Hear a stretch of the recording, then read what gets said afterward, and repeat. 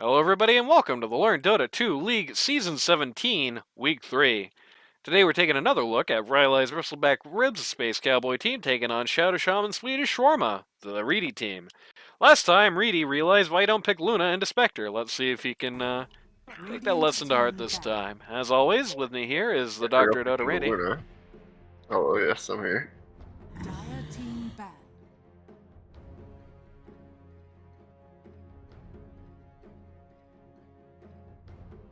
Bans have stayed mostly the same on both sides here, which is interesting. The only exception is the sniper ban, which, I mean, yeah, he had a very good anti-sniper team and it still didn't work well. He preys on teams with poor coordination and you guys seem to be one. So, yeah, get rid of him. Radiant team pick. Lion. Bringing back the Lion once again. Because Rafleski's favorite hero in the whole world got banned again. Deckies and Lion. Interesting combo. Radiant team pick. Gyrocopter, okay. Bringing that one out of the mothballs. I heard that Gyro game earlier today. How did it go? I outcarried a PL and he abandoned. Nice. Once again, picking up the Tide Hunter on this team. Oh my god, dude, I'm so sick of Tide. 10 seconds remaining. 5 seconds remaining.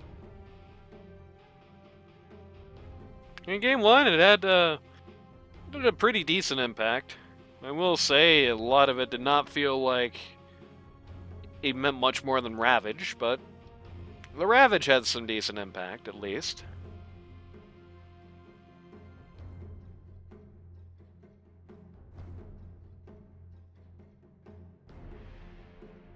Really putting a lot of thought into this. Dire team pick. Just gonna go with the Centaur War Runner. Wow, the most boring hero in the game. He's not Slardar.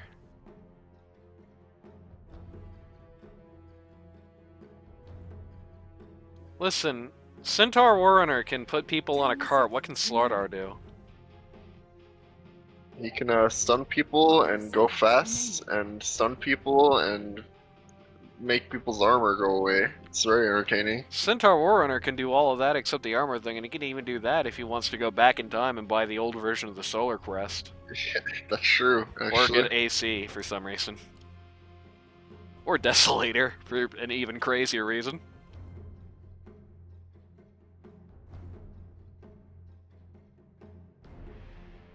I mean, Centaur's like pretty fast. You can't entirely discount the possibility that he could run backwards in time. Thinking hard about this, I mean, Radiant team pick.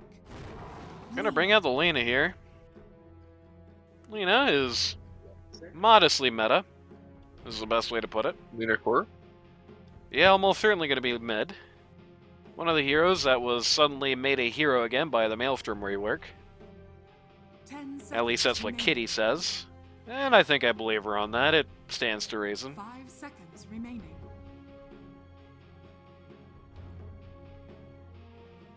I don't really like her into Tide Hunter like at all though. Like I feel like Lena into Tide Hunter is like a really cursed matchup. Like Lena, no matter what Tide Hunter buys, you're going to be struggling to do much damage to him at all early game. He can ravage you for a very quick kill, and the Centaur can't do much about that. And speaking of which, you got this guy.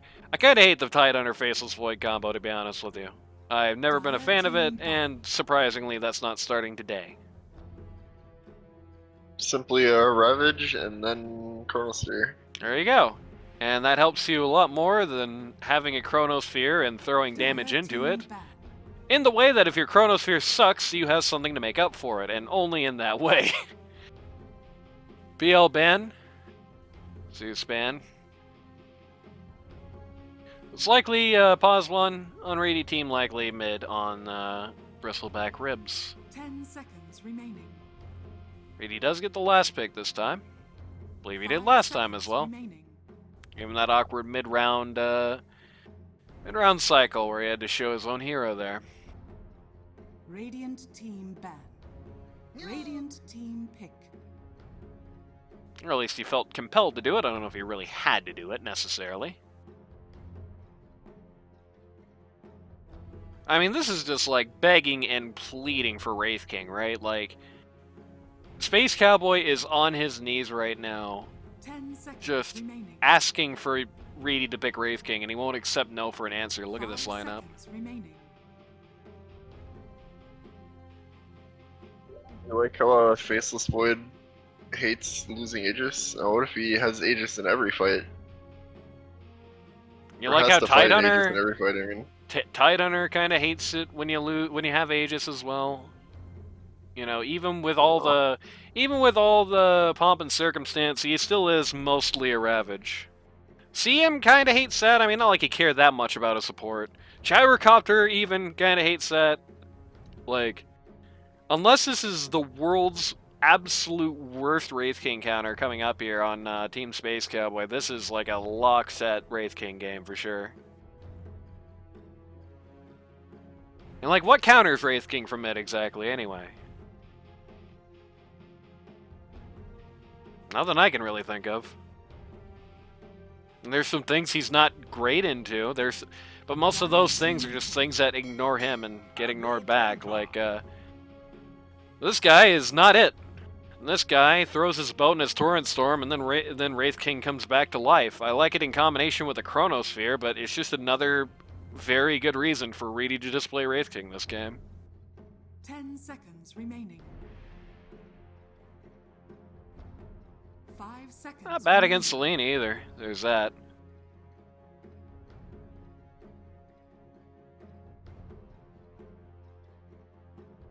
Kind of ruins the Centaur ult in some cases.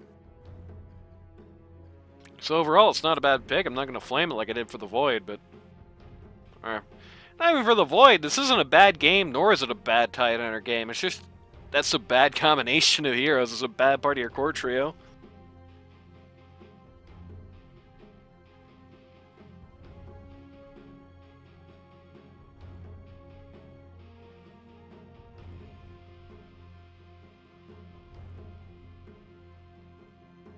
I think perhaps the best way I could put it is, Huskar? Choose your hero.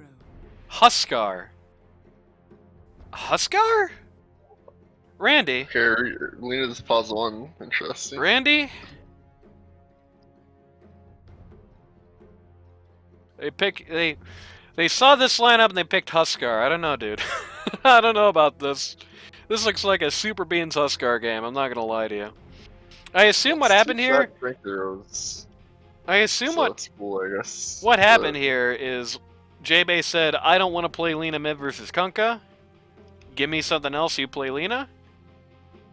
That's what I assume happened here.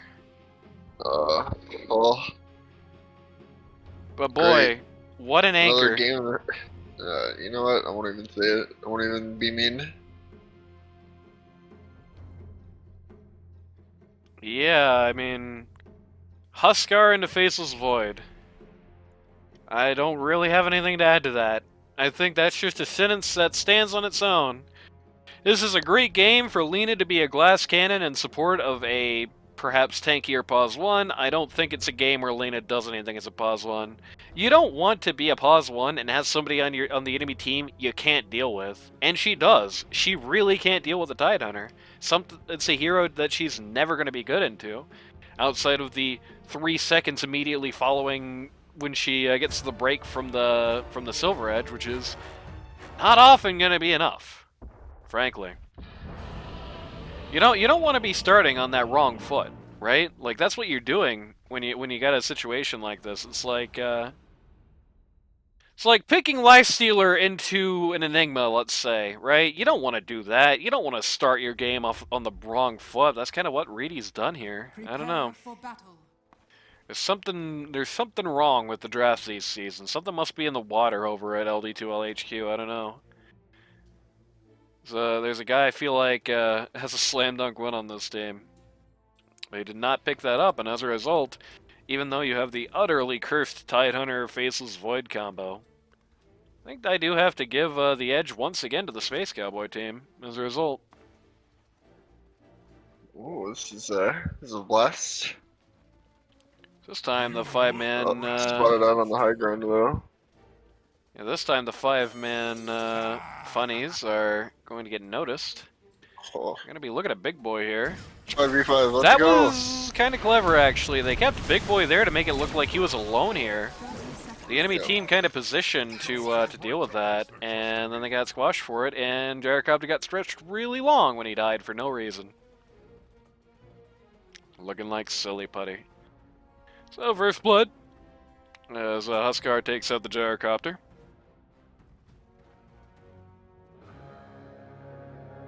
And 3 for 1, it looks like, on these runes. The battle begins. Yep, 3 for 1. Favoring the Reedy lineup, so that's good. Let's think about the positives. I mean, that was really good. What are we to do with this? This Centaur Warrunner can very easily get into the position in this game, especially when you consider it's Big Boy LaCroix. The Centaur Warrunner, even though it's such a modest, you know, subdued hero, can definitely be in a position in this game where he's kind of a menace in these fights. He can kind of walk all over people in this. He does not care about the Void. In fact, Void just kind of dies if Void Chronos and tries to kill him. Doesn't care about the Tidehunter. Kind of owns the supports by buying one item that every single Pause 3 player is going to buy, or at least one of 2, and that is still the case for at least one of those 2 items. So, you know, as far-fetched as it may be, Centaur Warrunner could at least buy Lina the ability to live and, like, do things. Even if the Tidehunter is still going to be a problem, I don't think it's ever going to get solved necessarily in this game. They have a very bad team into him.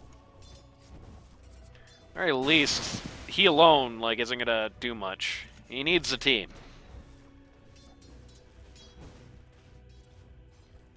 So there's that. Once again, Reedy team starting out strong in the lanes. In fact, Tidehunter here almost going down. While this Lina versus Tidehunter matchup is going to get really good for Tidehunter in the long run, and lane it's going to be pretty bad. You need some magic resistance, and you need some levels in your W to like, survive her, almost. And kind of unlikely to get that for a while. Space Cowboy, okay. That was not quite the LSA that Reedy probably wanted. Space Cowboy just continues walking away. This, there we go. Tarmine in the second LSA will get it done, but I mean, look how much time he just lost walking away for that kill. Not a kill that I don't think you can really, like, feel good about if you're the Lina. Lost an entire wave to do it, and I don't think he was worth that much. And the good news is that, again, Huskar's gonna own the lane.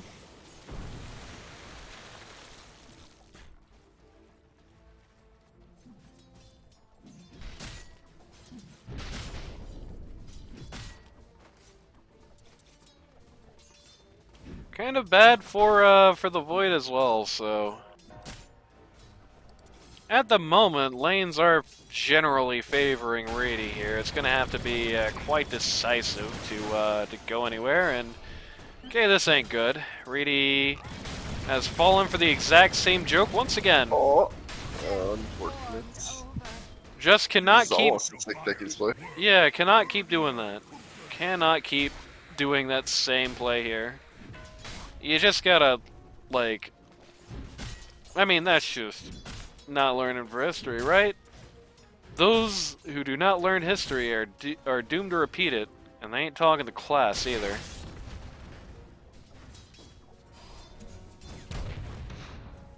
These Barrel Rider's gonna take half his HP when Lina comes back to the lane, but like... Again... So she gets 1 Lotus, and she gets 1 kill, and she loses 1 wave, and she takes 1 death. Just because all those start with the number 1 does not mean they're equivalent trades. Starting out very awkwardly here.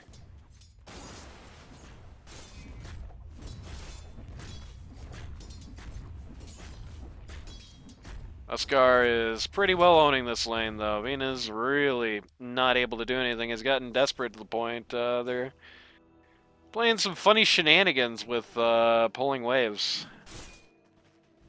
Kanka just trying to have a lane in a completely different scenario right now, basically. Run into bot. He's the third man in the bot lane now. This is where the creep wave is meeting up. This is some fascinating plays on Venus's part.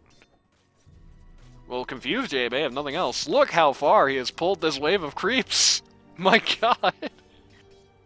At this point, JB could have just stayed in the lane and, like, Kunkka would have missed 1.5 lanes by now. Kunkka's presence here has pulled the Radiant safe lane out to try and deal with it. Both members, oh no, both supports actually going to go for the gank on Huskar here. Looking like it's going to be a success. We have a rotation on the Reedy team. Oh, that's a great stun. At the very least, the gyrocopter is doomed as a result of the stun from the Lion, but for some reason, once again, I cannot imagine Huskar is too happy about that. And somehow I doubt Randy saw any of that. I did. Oh, that's good. You just somehow had nothing to say about that. Yeah, I mean... You watched a man pull his wave of creeps all the way to, like, here. And you had nothing to say? Kind of speaks for itself, doesn't it? In a certain light, I suppose.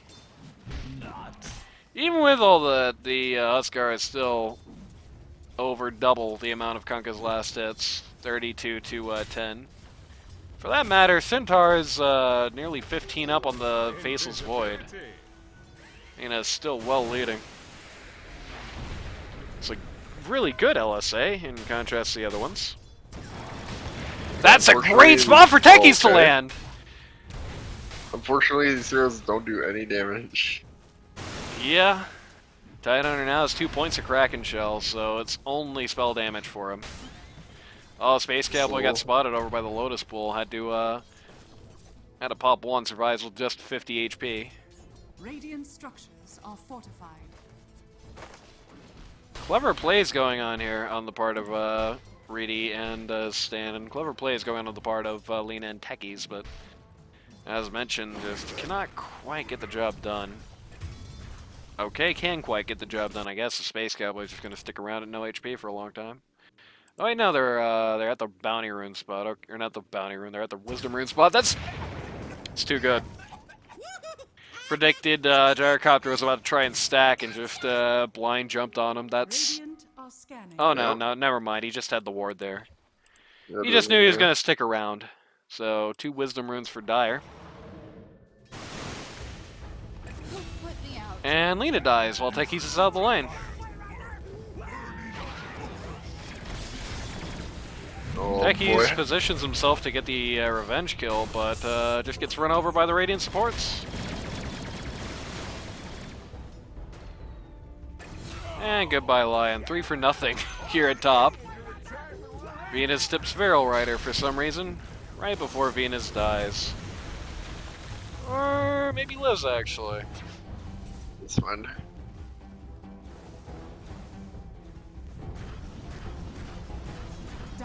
It's fine, but it's also nearly 3 levels down. Actually, no, he's about to... Okay, so 2 levels down. About to at least close the gap a little bit, but is a little rough. Huskar finishes Armlet.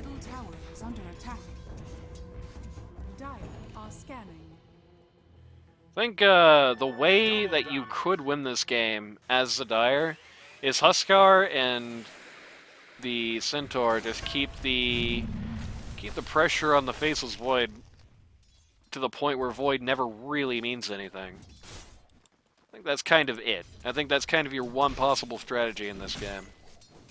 Armlet on the Huskar at this point is going to be a great help in doing that. Let's see if that's the way they choose to go about it. Kunkka with the DD is actually kind of a credible threat to the Huskar at this point, to be honest with you. Calls that X a little early, but doesn't matter. Huskar is still dead. A little worrying, to be honest with you.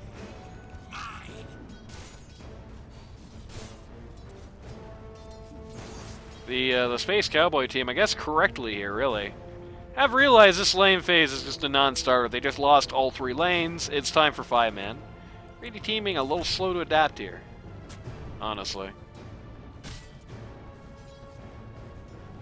I mean, what Reedy team should really probably doing is, as long as his Void is going to stay bot, you send 4 people after him.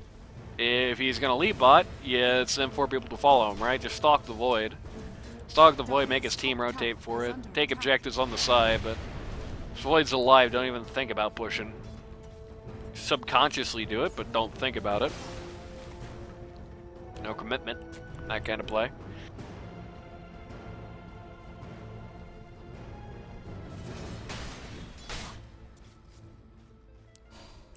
this point, it's starting to get pretty bad between Reedy and Tide. Between Lina and Tide, unsurprisingly.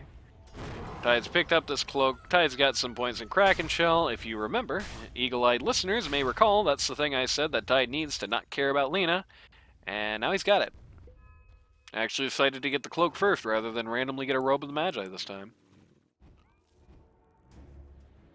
Gyrocopter and Lina about to randomly run into each other here. Lina has spotted this.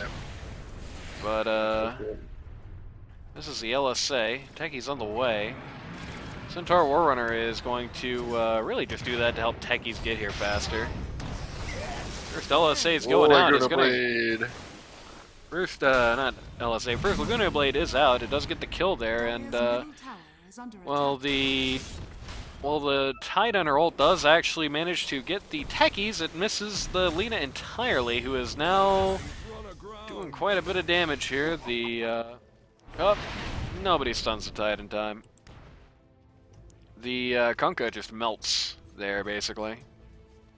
Dire's middle tower is under Sees the 5-man has began. The bad news for the Radiant is that they just pretty much got rolled on that. Traded mid for a support. Not great. Good news for Radiant is nobody cares about Void. Until Techies right now, who suddenly cares about Void. And it's probably right to do so.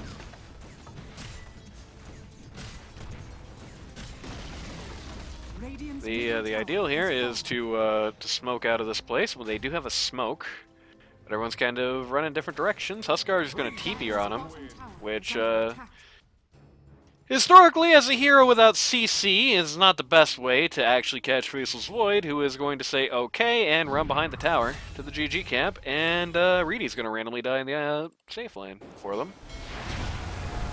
Let's get a boat right on top of her head. And then just get splatted. Lina's fallen off very badly, which isn't good.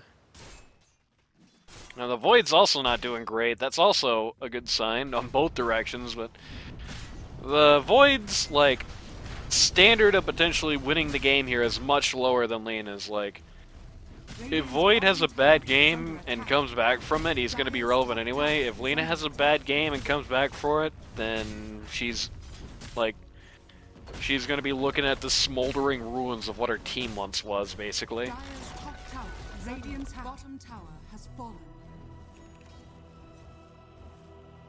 It's getting close to the Maelstrom, so that's good. Bounty. Smoke coming out of bot here. Looking for something or another. They're not going to find much. Gonna take the Twin Gate here, maybe looking to go behind the T2 here, looking for Kunkka. They're just as likely to walk into the Tide Hunter at this juncture. Nope. Tide Hunter was definitely avoided, unintentionally, mind you. And Kunkka just completely gets annihilated. Poor Lina gets stunned on the sideline, so does not even get a piece of the pie, despite coming all the way out here. Cruel and unusual play. Is under attack. Centaur has a Veil of Disco already. Going for the Blink Dagger. Not a bad play, not a bad play. Not in this particular game. I mean, nobody is ever going to say early Blink Dagger on Centaur Warrunner is bad outside of games where you're never going to be able to blink, in which case you shouldn't have picked the guy. He's on good pace for it, though, with the Veil as well. They just want the CM. They're not going to take no for an answer. And indeed, just walk all over. Lion takes a second finger of death there.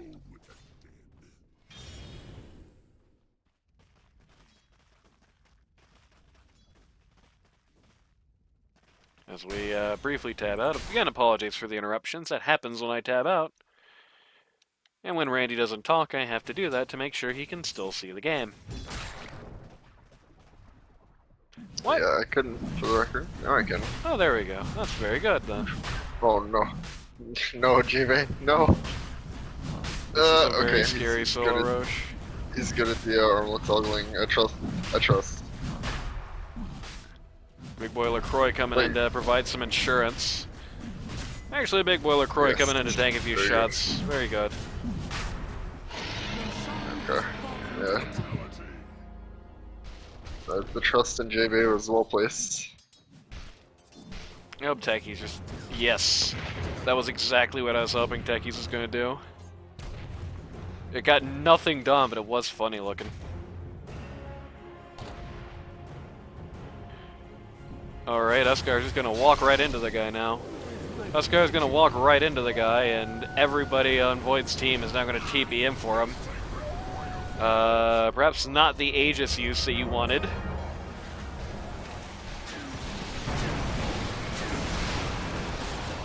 Man, that looked really bad. They didn't even have to use the Chronosphere for it. Oh.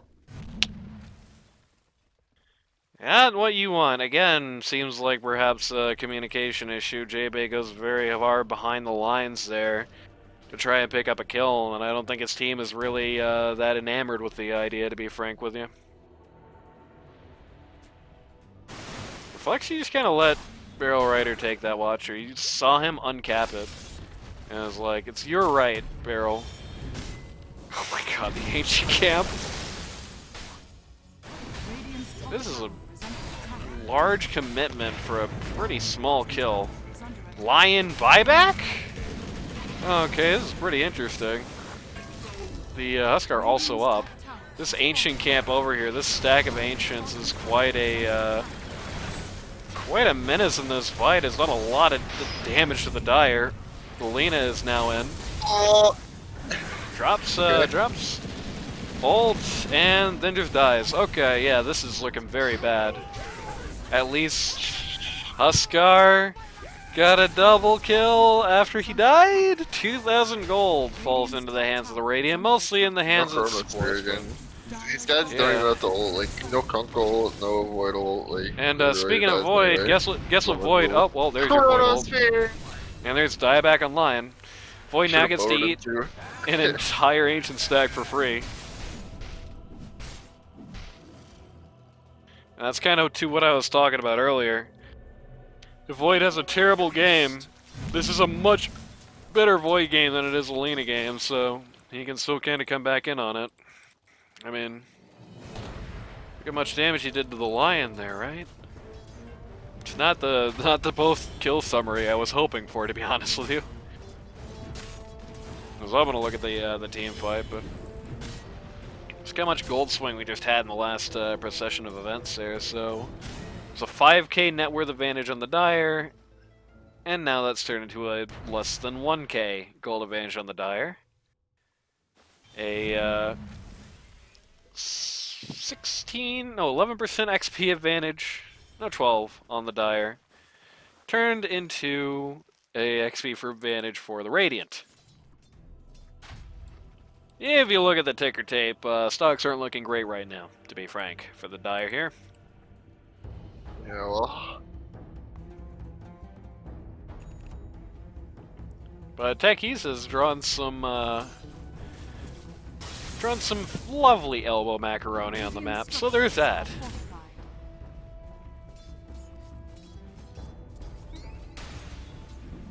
Tidehunter will now walk into all of the mines.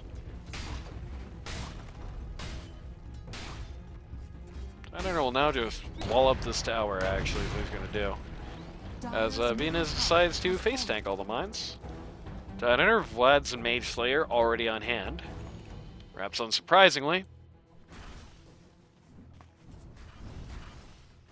You know, it's always a sad situation when it's like, Tidehunter was picked before any of Dire's cores were picked, and it's still an awesome Tide game, right? Like, I don't think that's typically considered very good. A lot of pain falls on top of CM's head, and then Centaur says, that was fun, see you next time. Fairly small kill, but gives you a finger death stack. Puts Saphir God into some fellas. It's not a bad thing to have. Huskar used that time to finish up Ags, so at least now has one stun. Kind of. One pseudo stun, anyway.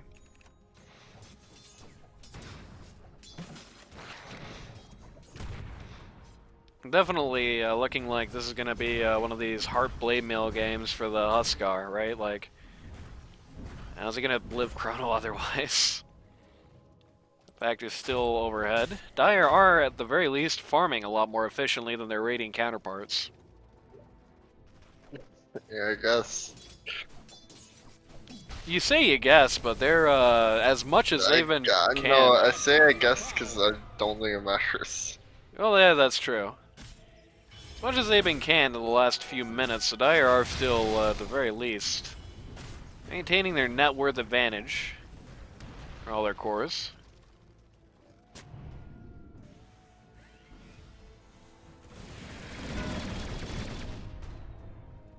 So there is that. Nothing else is a good sign for what this team could do if the comp wasn't like this. Comp wasn't unwinnable, yeah. I don't know how good Lena is, I guess. Probably not. She's fairly good. She's at like, she's in the meta. Kinda second string player type level. The tracker. The Dota buff is 46%. Nice. Our tracker is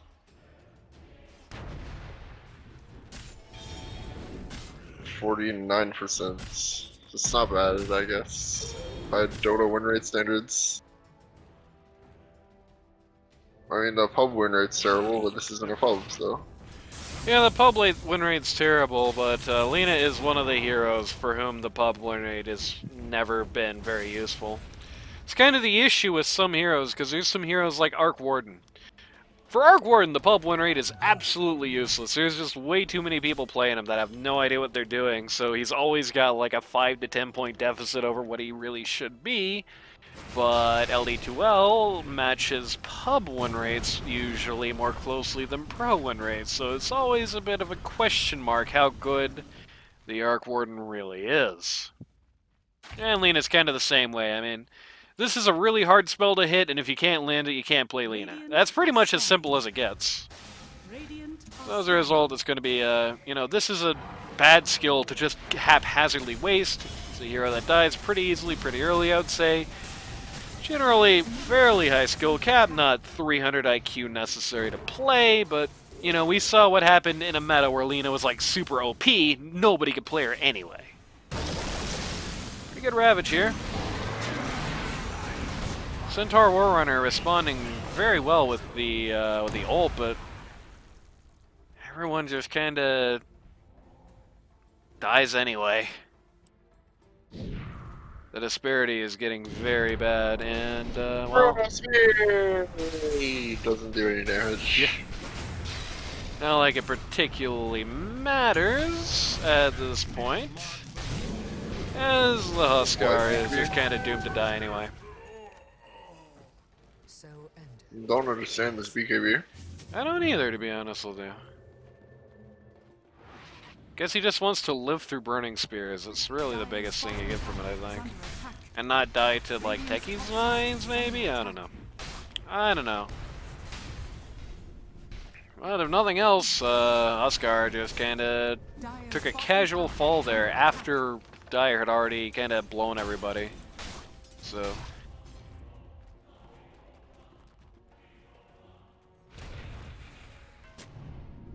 After Radiant already blown everybody, like, they'd already used all their spells, right? They already had everything on cooldown except Chronosphere, which, isn't doing much right now with Void being where he is. And despite all that, they still just clown the Huskar anyway. Big Boiler Croy is not going to let this Kunkka stand and nothing else. Pretty good boat. Very good ult on the Centaur Warrunner's part. Takes a quick break from the battle. Take his breath here.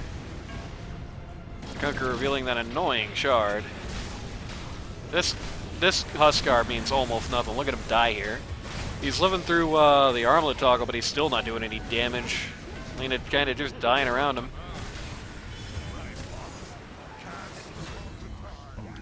Four for two. The two that were knocked out were very important. They actually did manage to take the Void out on that fight. But why are they not happy, Randy? Cause Kunkka didn't die? I don't know. No, Probably they're not other happy because important they heroes all died died. for it. Yeah. I don't know. I feel like even Gyro is owning enough in this game that, like, the only hero that you don't care about dying in a fight is CM. So, like, I don't know. Yeah, Radiant definitely cares. Kill 4 heroes, or you're like upset. Radiant definitely is not happy about losing any of these guys. Don't get me wrong, you would much rather not have deaths, but at this point it's like the most ideal good-looking go you can possibly get, you still can't really, you can't take everybody, right? The most good-looking ideal go you get, you still lose everybody to do it, is very rough. The only survivor was techies, and that doesn't mean a lot. Void now going to be doing a nice free Roche. With his good friends Kunkka and Gyrocopter.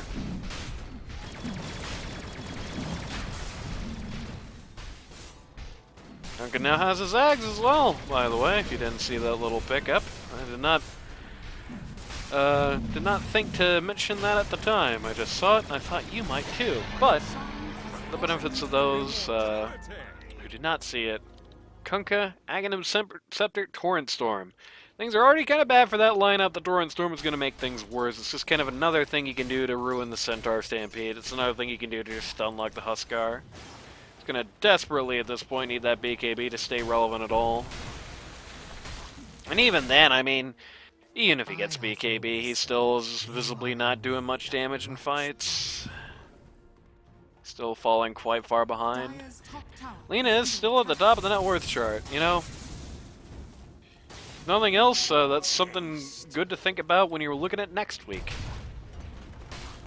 Is even in this clown show, I was still at the top of the net worth charts. That does count for something, right? That does mean something.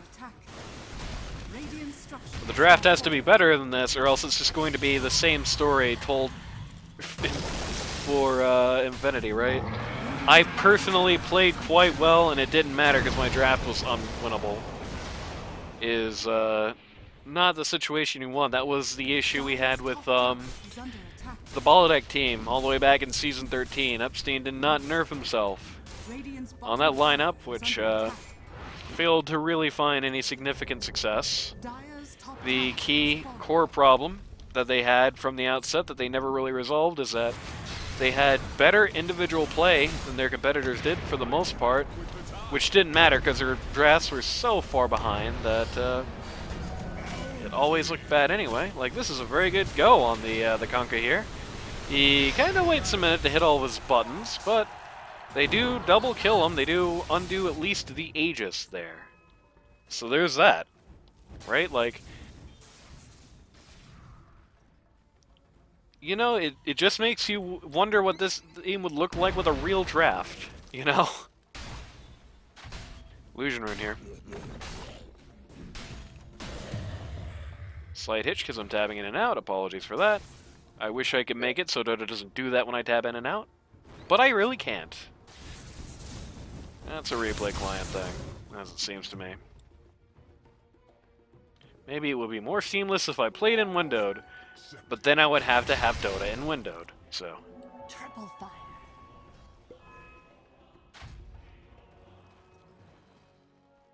I mean, that's really what I'm taking from this game is like, This team could be very strong if they could solve this drafting issue. Like, there've been a lot of good plays, there've been a lot of good fights, right? Like, everything is in order here except for the fact that we have a Pause 1 Lina and a Huskar in one of the worst Huskar games I've ever seen and in a pretty bad Lina game. I mean, I guess it's not one of the worst I've ever seen. There's not like an AA or an Abaddon or something, but it's not much better.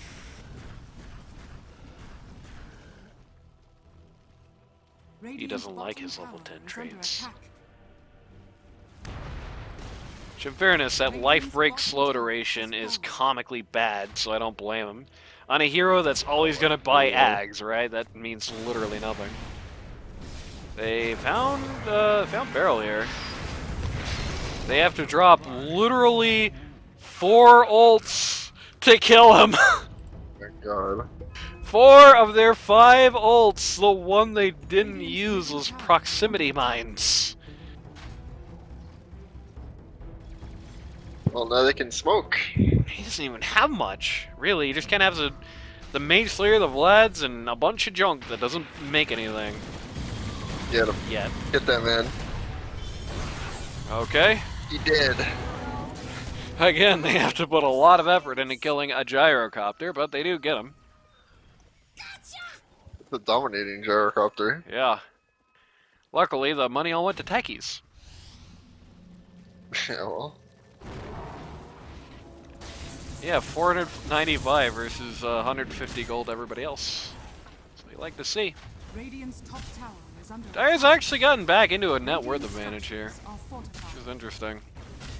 It's showing that while the Radiant's lead is pretty large, they really cannot split up as badly as they have here. You know, Tidehunter and Kunkka need to be nearby or else your future is not. Techies? Techies? Oh my god. Tidehunter and Kunkka need to be in the same place or else your future is not certain. And you'd really kind of rather want to have the Void somewhere nearby. As Mjolnir looking for Scotty, which is interesting. Randy, what do you think of this build? I mean, it's kind of what you do, I guess. I would like some lifesteal, but just me. Radiant is now going to show Dyer how you do a Tormentor. Barrel Rider gets his annoying little anchor thing for free. Yeah. Which, I don't think actually works during the Centaur ult, because I think that makes you a fixed speed. Yeah, I believe that makes you a fixed speed, so it doesn't actually do anything. So you just run really fast with it on you, and then you go really slow again, which is funny. You're still leashed, though. It's going to be better for entrances than exits.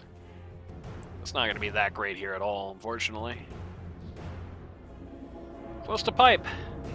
Close to finishing the pipe of insight, which is pretty good. Such a hugely disproportionate amount of the Dyer's damage is going to be magical for a very long time, and so a pipe of insight, you know. At the end of the day, it's like I said before, right? If nothing else, even if your pipe bubble gets ruined instantly, that's 10% magic resist on everybody in your aura. 10% less damage coming out in every fight all the time. It definitely adds up. Especially when he also has the Mage Slayer. Which is funny in conjunction with some of the other, you know, you could just hit Lina with that and make her do, like, no magic damage at all. Always fun. Or a Centaur, for that matter, who can do a surprising amount of the stuff. And you can very easily stop from doing so. Dyer do their own Tormentor, and get Huskar's weird little Aghanim Shard. Dyer's top tower is under Really, the most important thing about this usually feels like is the cooldown reduction. Yep. You get the cooldown reduction, but that's mostly it. At least the CDR is nice. Fine. It's fine if you're getting it for free, but you would never spend money on this. Probably not. Thanks. Making sure, apologies for the tab in and out. I have to say it every time, or people will talk about it in my comments section. Somebody is drawing some elaborate patterns here. I believe this is Lina saying, let's meet up at mid, rather than pushing this bot wave that we already have the tier 2 in, which is not a bad idea. And 3, 4 people are smoked. Let's see if they do this. Mine. Gyrocopter is showing everybody where his team is and the enemy team isn't. Wow, they did meet up. I love it when our plan comes together. Dire are scanning. Who doesn't? Dire scan out the uphill. Find absolutely They nothing. smoking the tower. Yeah. Yeah, Radiant is just on their side of the map at the moment. Tower never saw that coming. Perhaps the emergence of CM here is going to clue Dire that Radiant aren't quite where they thought they were. Maybe a meetings of minds here with the Tidehunter, perhaps? Huskar stays back. Huskar is the one who stays to capture the outpost, which may not exactly be what you want. Everybody sees the Tidehunter. Action is a little bit slow. It's going to allow the Radiant to catch up with them. And rather, it's going to allow the Radiant to call retreat. And so they do. Gyrocopter coming in through Twin Gate. Gonna be looking at the Roche here. Who is not here yet, but will be in about a minute. Are scanning. Or not in about a minute, about like 10 seconds, really. Huskar's checking the pit, finds Pain. That's a funny timing for Roche to get involved in this nonsense. Huskar BKB dodges the Ravage. Chronosphere, on a completely irrelevant other side, hits 3. Huskar and the rest of his team, no, Huskar and Centaur and the rest of his team kind of having 2 different fights. The 3 got completely swept, but the 2 kind of won up here. Faceless Void and Titan are both knocked out. I can actually bot for this. Searching desperately for Roche here. Okay. Skunk Okay. jukes for a Juke while. into the entire team. Techies Yeah, does it's not fine. actually have any detection. Detection. That's a good start. Yeah, it's a good buyback for Lena there. Also good, weirdly enough, a good way to split the fight. I mean, they made the Chronosphere and the Ravage. The Dire did. Made them almost 2 completely different things. The Ravage and the Chronosphere on 2 different groups of people. The Chronosphere, pretty successful. The Ravage, traumatic failure. I'm going to take the Aegis here.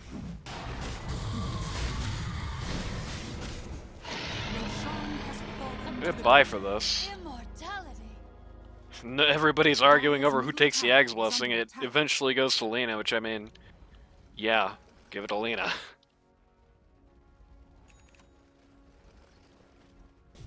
I mean, the Techie's Eggs is pretty funny, but he has it already. Lion Eggs is pretty good, arguably better than the Lena, perhaps. The Centaur Eggs is woefully underrated, especially in a game that looks like this. Actually, the Centaur Eggs might be the key to actually how you could win this game. Just put Lena in the cart, and then it doesn't matter how much you can mess her up. If you literally can't. No bypassing that thing. Alright.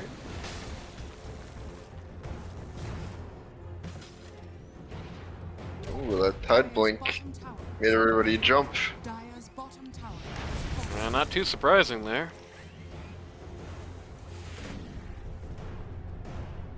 Very slow siege here. Radiant actually takes bot T2 just to see him alone. Just rats the bot T2 down there. Dire's bottom tower is under attack. Slightly annoying for the Dire, I think. They're playing this very smart. Oh, okay. Okay, that's Oh, Chronosphere. yeah, Chrono onto the Ravage on another 2. Torrent Storm is out. They're kind of struggling to actually kill anybody. Is under attack. Void still has a cheese from all the way back then. If the dominoes are starting to fall now. Can't armor the toggle forever, my friend. Yeah, Void having the cheese. The Void cheese finally paid off there. It was so long that he had that thing. Okay. Okay. And that's Aegis. What an awkward Aegis as Lina tells Wolf that she was adopted. Which I find hard to believe true. Radiant are scanning. A very awkward procession of events. Void getting very over-eager, yeah. Void getting very ogre... I can't stop saying it! Tidehunter now is going to forget who controls that outpost. Ogre Beaver. Ogre Beaver. Whatever!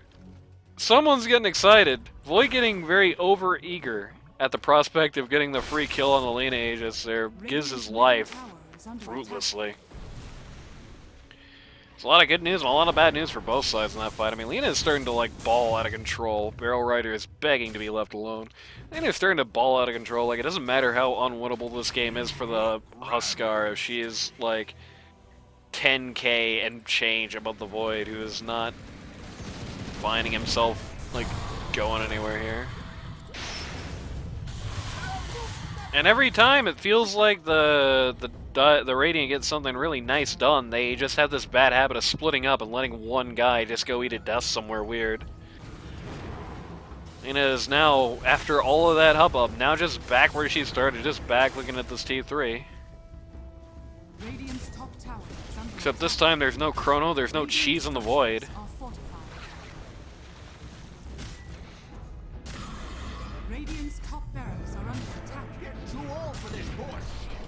Radiant's top One-man Chrono, unfortunately, does not...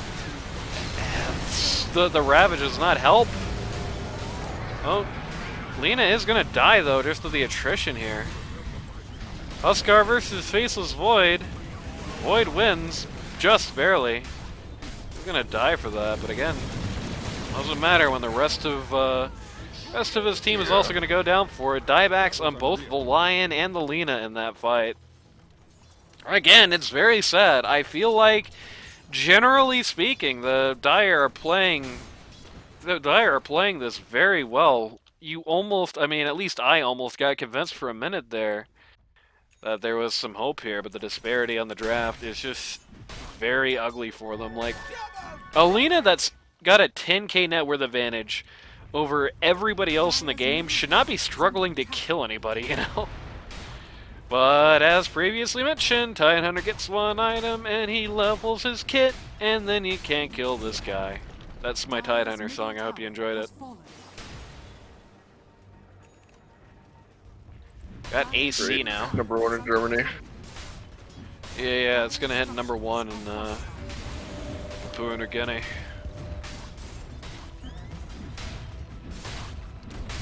They're gonna be playing that song at teenagers' birthday parties for years to come, baby. Dire's middle tower has fallen. Dire's middle barracks is under Making the defensive effort here, but without the Lina, it's a little hard to see what gets done exactly. See him in the middle of this nonsense ulting Kunkka, very well-timed wave through. Centaur Warrunner desperately trying to get out of there, cannot find his way out, and just goes down as well. Huskar's back. But it's getting desperate, I mean, you know, I've been complaining about buyback not meaning enough, but it's certainly going to mean plenty if you have to buy back at a time like this. I mean, that just put his timing on the Satanic really far back. If he's barely winning the fights with Void as it stands, he's not going to be winning them very well with a 2k net worth dip there, comparatively, basically. Reedy is gonna... Oh man, this is an awesome looking Chrono. Two-man Chrono gets the Huskar and the Lina.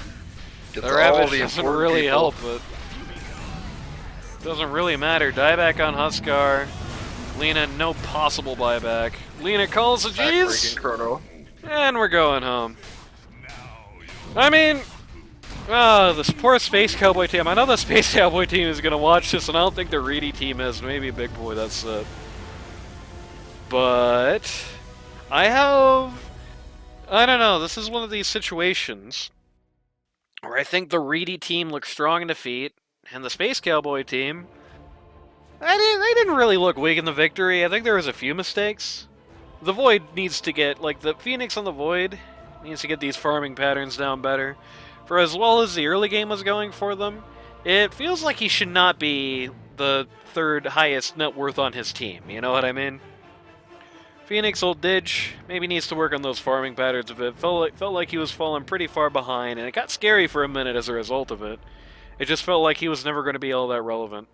And this Faceless Void Tidehunter combo is like super whack. I better not see you guys running this again.